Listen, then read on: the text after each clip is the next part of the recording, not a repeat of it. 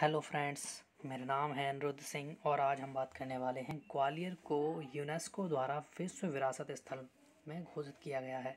जी हाँ, मध्य प्रदेश के दो शहर ग्वालियर और ओरछा को यूनेस्को ने वर्ल्ड हेरिटेज साइट में ऐड कर लिया है। ये हमें पता चलता है नवंबर के न्यूज़ लेटर में शामिल था यूनेस्को का। यूनेस्को की वेबसाइट पर अपडेट अभी नहीं हुआ होगा, थोड़ा समय लगता है इन चीज़ों में, लेकिन ये कंफर्म हो चुका है पीएमओ की तरफ से और सीएमओ की तरफ से भी। मैं अभी आपको उनके ट्वीट्स दिखाऊंगा कि ग्वालियर और ओरछा के किलों को यूनेस्को ने वर्ल्ड हेरिटेज साइट के अंदर कर लिया गया है, उनको ऐड कर लिया गया है। देखते हैं, आइए चलते बात करते हैं। तो सबसे पहले मैं आपसे दो क्वेश्चंस पूछना चाहता हूँ। बात हो रही है यहाँ पे यूनेस्को की, तो in which year UNESCO formed, बताइए। और दूसरा क्वेश्चन है where is the headquarter of UNESCO. तो ये दो आंसर्स आप मुझे कमेंट करके बताइए, इनके आंसर मैं आपको वीडियो के लास्ट में दूंगा। यूनेस्को ने ग्वालियर और ओरछा के ऐतिहासिक किलों को विश्व विरासत स्थल में शामिल कर लिया है। यह मध्य प्रदेश के पर्यटन के लिए बहुत ही प्रमुख बढ़ावा देगा और बहुत ही अच्छा है मध्य प्रदेश के लिए। यह यूनेस्को के शहरी परिदृश्य शहर कार्यक्रम यानी कि अर्बन लैंडस्केप सिटी प्रोग्राम के तहत इसको शामिल किया गया। ये ध्यान से इसको पढ़ लीजिएगा, ये अर्बन लैंडस्केप सिटी प्रोग्राम, ये बहुत ही इम्पोर्टेंट है। आपको किसी न किसी एग्ज़ाम में 100% ये चीज़ मिल जाएगी कि जो ग्वालियर को ऐड किया गया है तो वो किस कार्यक्रम के दौरान किया गया है। तो इसका नाम है शहरी परिदृश्य शहर कार्यक्रम के दौरान। मध्य प्रदेश राज्य सरकार ने 7 दिसंबर 2020 को सूचित किया कि ओरछा और ग्वालियर के ऐतिहासिक किलों को अपनी शहरी परिदृश्य कार्यक्रम के तहत यूनेस्को की विरासत में शहरों की सूची में शामिल किया जाएगा। ऐसे मैटरों के बारे में आपको पता होना चाहिए। इस टैग से क्या बेनिफिट होगा ये भी जानेंगे। वर्ल्ड हेरिटेज कन्वेंशन कब हुआ था और इसको सिग्नेचर करने के लिए इसका जो आंसर है आप कमेंट बॉक्स में कर सकते हैं। एक और तीसरा क्वेश्चन आपके लिए, यूनेस्को ने मध्य प्रदेश के ऐतिहासिक किले है ना, इनको बहुत अच्छा माना जाता है अपने मध्य प्रदेश में। और ये टीकमगढ़ ज़िले में जो निवाड़ी ज़िला है अब नया फॉर्म हुआ है, उसमें ओरछा स्थित है। ओरछा के किले को भी इसमें शामिल किया गया है। अर्बन लैंडस्केप सिटी प्रोग्राम किस तरीके से डेवलपमेंट करता है, हेरिटेज को किस तरीके से प्रिजर्व करता है, किस तरीके से उसमें जो शामिल किए गए शहर हैं, बिल्डिंग्स हैं, उनको किस तरीके से प्रिजर्व करने के लिए हेल्प करता है किसी दूसरे देश की विरासत को बचा कर रखना। हेरिटेज जो भी है उसका थ्योरेटिकल प्लान देना देशों को। ओरछा में जिस तरीके से भित्ति चित्र हैं जो उसकी दीवारों पर चित्र बनाए हुए हैं, उनका केमिकल ट्रीट करना किस तरीके से करना है, इंटरनेशनल एक्सपर्ट की सलाह भी इसमें शामिल होती है। हालांकि हमारे देश में भी किया जाता है, लेकिन अब इसमें और अच्छे से किया जाएगा और ज़्यादा एक्सपर्टीज़ मिलेगी हमें। तो ये बहुत ही अच्छी है खबर। आगे देखते हैं और क्या है। ये सीएमओ का ट्वीट है जनसंपर्क एमपी को ट्वीट को वापस किया है इन्होंने कि with the 2 cities feature in the UNESCO heritage site list Madhya Pradesh in now more illustration on the global tourism map. इससे टूरिज्म को बढ़ावा मिलेगा। तो Gwalior Orchha name the world heritage cities list, ये आप देख सकते हैं ट्वीट। आगे है मध्य प्रदेश सरकार के साथ यूनेस्को की अब योजना क्या है। अब शामिल तो हो गए, लेकिन अब क्या नए डेवलपमेंट करवाएगी। विरासत में जो भी सूची में शहर आ चुके हैं, ओरछा और ग्वालियर का चेहरा पूरी तरह बदल जाएगा। मध्य प्रदेश पर्यटन विभाग के साथ यूनेस्को भी इन दोनों शहरों के सौंदर्यीकरण के लिए मास्टर प्लान बनाएगा।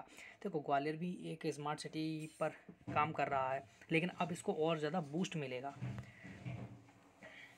ये है ग्वालियर का किला, आप देख सकते हैं, और नीचे है ओरछा की जो छतरीज हैं वो।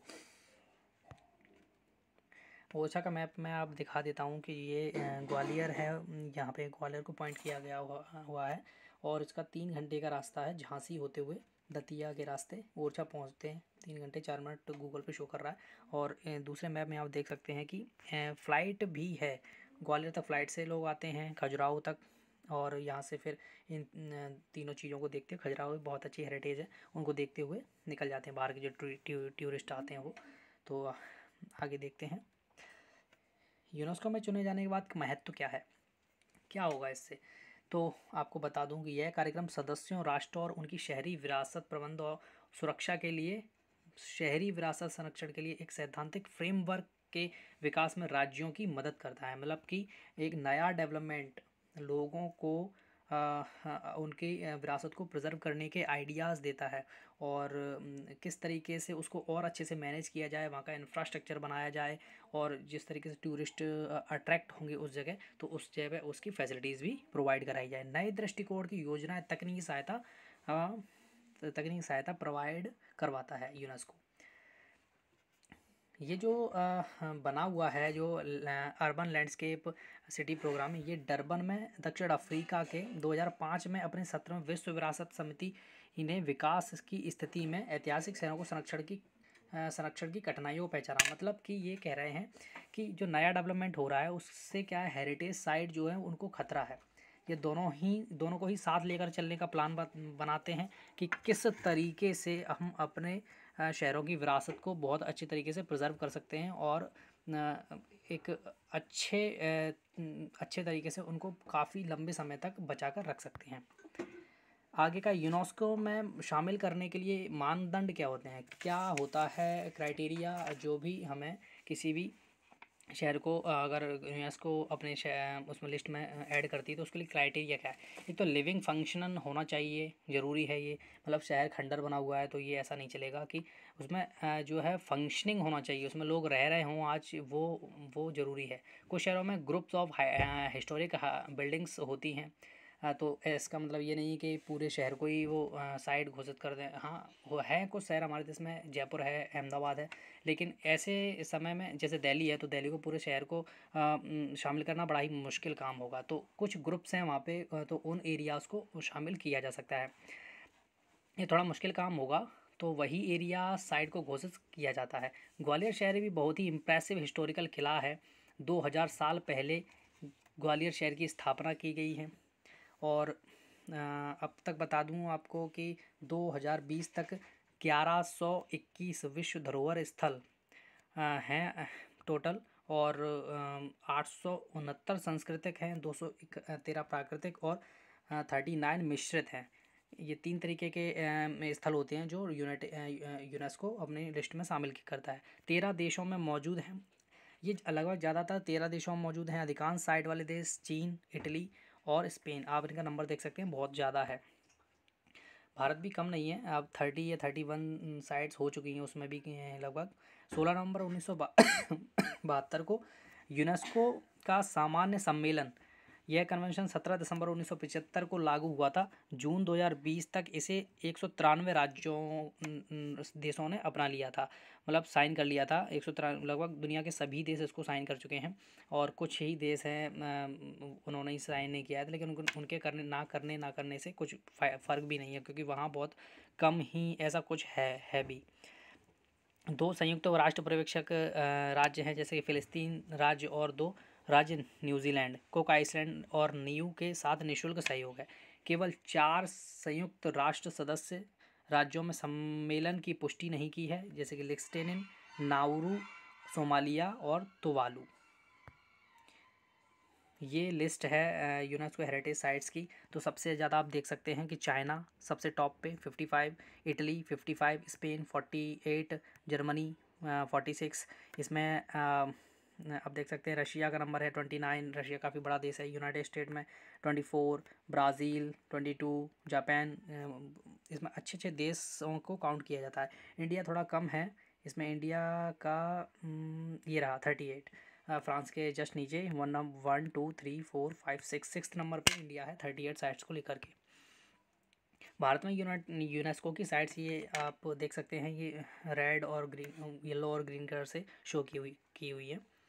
शहर सांस्कृतिक, यानी शहर में अब जो सांस्कृतिक शहर है, कल्चर के आधार पे 30 शहर हैं, ये उनकी लिस्ट है। आगरा का किला, अजंता की गुफाएं, नालंदा विश्वविद्यालय, महाविहार का पुरातत्व स्थल 2016 में। इनके टाइम पीरियड भी दिया हुआ है कि किस समय इनको ऐड किया गया था, तो बहुत ही इम्पोर्टेंट है, इनको आपको जानना। आप इसको पॉज करके देख सकते हैं। भीमबेटका की जो 2003 में ऐड की गई, कोणार्क का सूर्य मंदिर जो 1984 में ऐड किया गया था, तो आप देख सकते हैं। जंतर मंतर 2010 में। प्राकृतिक यानी कि नेचुरल जो साइट्स होती हैं, ग्रेट हिमालयन नेशनल पार्क संरक्षण क्षेत्र 2014 में। काजीरंगा राष्ट्रीय उद्यान 1985 के अंदर। इस तरीके से सुंदरबन नेशनल पार्क 1987। पश्चिमी घाट 2012 में। मिश्रित में एक आता है हमारे अंदर, ये कंचनजंगा है नेशनल पार्क है 2016 में, जिसे ऐड किया गया था। तो आप इनको याद कर सकते हैं, ये बहुत ही इंपॉर्टेंट है, ये हर एग्ज़ाम में आती रहती हैं। ये हमारा ग्वालियर का किला है, ये देखिए बहुत ही खूबसूरत लगता है देखने पे।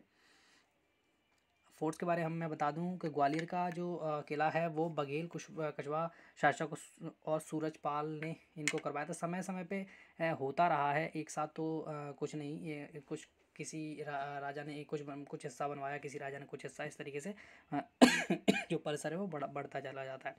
बघेल राजाओं ने ग्वालियर पर लगभग 600 से 700 साल तक शासन किया। यह किला गोपाचल, यहाँ पे ये गोपाचल पहाड़ी भी है, उसी पूरे पर्वत पर स्थित है। किले के पहले राजा का नाम सूरसेन था। प्राचीन नाम जिनके नाम पर प्राचीन सूरजकुंड किले पर स्थित है। इसका निर्माण 13वीं शताब्दी में राजा मानसिंह तोमर ने करवाया था। मान मंदिर का निर्माण राजा मानसिंह तोमर ने करवाया। ओरछा के किले बारे में मतलब इसके किले और भीतर की अन्य संरचना बुंदेला राजाओं द्वारा 16वीं शताब्दी में की गई। रुद्र प्रताप सिंह और उनके अन्य आने वाले लोगों द्वारा बनाई गई थी। ग्वालियर के बारे में 8वीं शताब्दी में स्थापित मध्य प्रदेश में ग्वालियर राज्य अपने महलों और मंदिरों के लिए जाना जाता है, जिसमें जटिल रूप से नक्काशी है। सास बहू का मंदिर, जिसे लोग सास बहू का बोलते हैं, लेकिन उसका एक्चुअल नाम सहस्त्रबाहु है। तोमर, गुर्जर, प्रतिहार राजवंश, बघेल, कछवा और सिंधिया का शासन रहा है इस किले पर। इन राजवंशों द्वारा छोड़ी गई कला का कार्य क्षेत्रों में, किलों में, स्मारकों और महलों में प्रचुर मात्रा में देखा जा सकता है। ग्वालियर किले में एक बलुआ पत्थर का पठार है जो पूरे शहर को देखता है, जिससे यहाँ से पूरा शहर दिखता है। इसे पवित्र जैन मूर्तियों के साथ भी घुमावदार सड़क के माध्यम से पहुंचा जा सकता है। किले की ऊंची दीवारों के भीतर 15वीं सदी का गुजरी महल पैलेस है, जो अब ऐतिहासिक पुरातत्व संग्रहालय बना दिया गया है।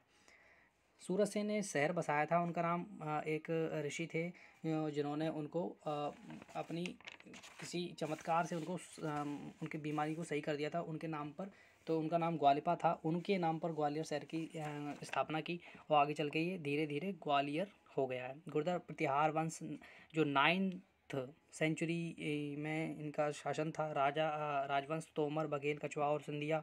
फिर इसके बीच क्या होता है, 1021 में ईस्वी में ग्वालिप था इसका नाम उस समय। महमूद गजनी ने हमले किए थे और 1231 में इल्तुतमिश ने ग्वालियर पर कब्जा कर लिया। तब से ये 13वीं शताब्दी तक यह सल्तनत शासन के अधीन रहा था ग्वालियर का पूरा किला। गुर्जर प्रतिहार वंश का जब शासन था तो उन्होंने तेली का मंदिर बनवाया, जिसे महमूद गजनवी ने हमले में ध्वस्त कर दिया था और अब फिर उसको डेवलप दोबारा से किया गया, तो काफ़ी हिस्सा उसका डैमेज कर दिया गया था। सबसे प्रसिद्ध राजा मानसिंह तोमर रहे हैं। उन्होंने मान मंदिर पैलेस की स्थापना की, जो बहुत ही आकर्षक, बहुत ही मतलब बोल सकते हैं कि एकदम नायाब है। आप जब कभी आए तो ग्वालियर शहर को ज़रूर विज़िट कर सकते हैं। 1375 में राजा वीर सिंह को ग्वालियर का शासक बनाया गया और उन्होंने तोमर वंश की स्थापना की थी। ग्वालियर में जैन मूर्तियाँ तोमर वंश के तहत बनाई गई हैं। राजा मानसिंह ने अपना डेरम पैलेस मानसिंह महल रखा, जो अब एक पर्यटक स्थल है। 15वीं शताब्दी में गुजरी महल का निर्माण हुआ, जो एक गुजरी प्रिंसेस के नाम पर बनाया गया है। और ग्वालियर के चतुर्भुज मंदिर में दुनिया की पहली लिखित संख्या के रूप में 0 होने का दावा किया गया है। 0 जो था वो ये सहस्त्रबाहु का मंदिर है, जिसे लोग सास बहू का बहुत ही अद्भुत कला दिखती है इसमें। ओरछा, अब हम दूसरा चरण है इसमें ओरछा। तो ओरछा 16वीं और 19वीं शताब्दी में ओरछा के मंदिर और महलों के लिए प्रसिद्ध था। बुंदेला राजाओं की राजधानी रहा है। ओरछा की स्थापना 1531 में बुंदेला राजपूत रुद्र प्रताप ने की थी। ओरछा में प्रसिद्ध स्थित राजमहल, जहांगीर महल, राजा राम मंदिर और प्रवीण लक्ष्मी नारायण का मंदिर ये प्रमुख हैं। ओरछा के इलाका आप देख सकते हैं, ये एक सिर्फ एक ही हिस्सा है, इस ये बहुत बड़े परिसर में फैला हुआ है। मैंने सिर्फ एक ही फ़ोटो यहाँ ऐड करी है, तो आप देख सकते हैं। ओरछा का ये राजा राम मंदिर है, ये बाहर का व्यू है, ये अंदर का व्यू है। और इनको यहाँ बोला जाता है कि ये शासक के रूप में पूजे जाते हैं, ना कि भगवान के रूप में। जी हाँ, ये उस किले के अंदर की कारीगरी है। देखिए आप, पेंटिंग कितनी अच्छी बनाई गई है। तो इन्हीं को केमिकल ट्रीटमेंट किया जाता है इनका। इनको डायरेक्टली हम वॉश नहीं कर सकते, इनको अच्छे से प्रिजर्व करना तो केमिकल से हमें करना पड़ता है इनको।